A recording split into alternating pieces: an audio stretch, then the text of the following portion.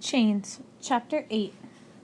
The day started early in the Lockton kitchen. Since Becky lived in a boarding house on Oliver Street, it fell on me to wake first and build up the fire. She did the proper cooking, and I did nearly everything else, like washing pots and plates and beating eggs till my arms fell off, for Madame's almond jumbles and plum cakes with icing. If not in the kitchen, I was removing colonies of spiders, polishing tables and chairs, or sweeping up a mountain of dust. I saved the cobwebs, twisting them around a rag, and storing them by our pallet in the cellar. Cobwebs were handy when a person had a bloody cut. Madame complained every time she saw me. I left a streak of wax on the tabletop. I tracked in mud. I faced a china dog towards the door after I dusted it, which would cause the family's luck to run out. At the end of every scolding, I cast my eyes down and said, "Yes, madam." I kept careful track of her the same way I used to mind the neighbor's bull when I took the milk cows out to the pasture. She had not hit me again, but always seemed to be right on the edge of it.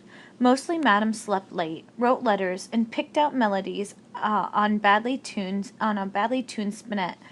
A few times she and her husband conversated fast and quiet about Mr. Washington, and when the king's ships would arrive for the invasion. They argued fierce on Thursday night. Lockton shouted out and called Madame rude names before storming out of the house, in the front door crashing behind him. I vowed not to cross either of them. Madame went to bed early that night, and so did we. Ruth snuggled next to me, and I fell asleep quick. I lie awake, praying hard, but gaining little comfort. I was lost. I knew we were in the cellar of a house on Wall Street, owned by the Locktons in the city of New York, but it was like looking at a knot, knowing it was a knot, but not knowing how to untie it. I had no map for this life. I lie awake and stared into the darkness. Madame called for tea in her bedchamber the next morning and sent for Ruth, who was pumping the butter churn with vigor. "Why would she need Ruth?" I asked as I wiped my sister's hands and face with a damp rag. "Why does she do anything?" Becky asked. "I'm to climb to the attic to fetch the cast-off clothing in the old trunk. Maybe she'll set the little one to rip out the stitches so the dressmaker can use the fabric. This best be the last of the day's fanciful notions. My knees don't like all this upping and downing of the stairs." Ruth stayed in Madame's chambers for hours. I spilled the fireplace ashes on the kitchen floor, then I kicked the bucket of wash water and I brought in to clean up the mess. Then I stubbed my toe and nearly cut off my finger whilst peeling an old turnip. When I could stand it no more, I snuck out of the kitchen and I tippy-toed down the hall. I could hear the sound of Madame's voice from the bottom of the stairs, but not words she was saying.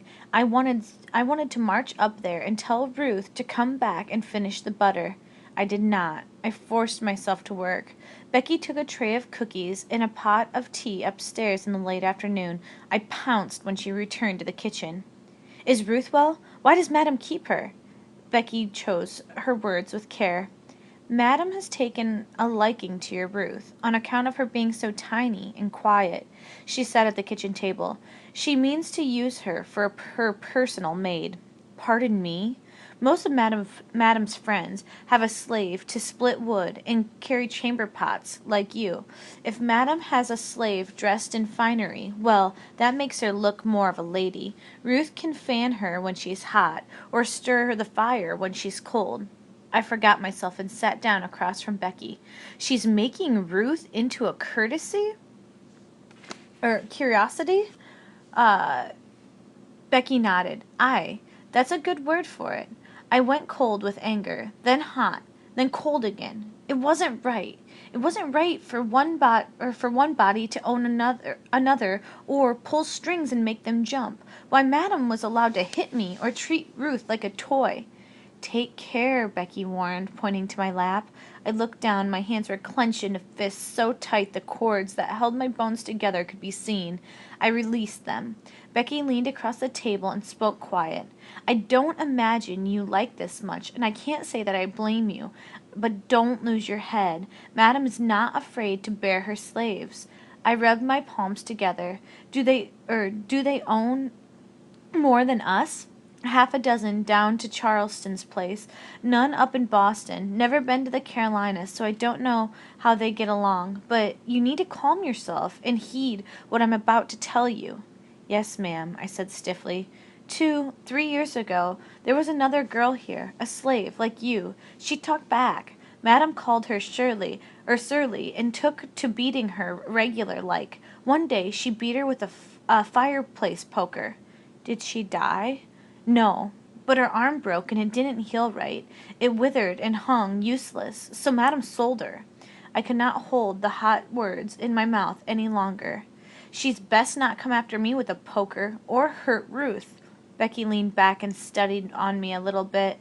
You ain't never going to say something like that again. Not in my kitchen. I get paid decent here. I won't let some girl like you get in the way of that.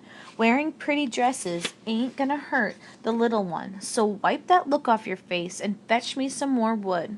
After that, Ruth's every waking moment was spent with Madam.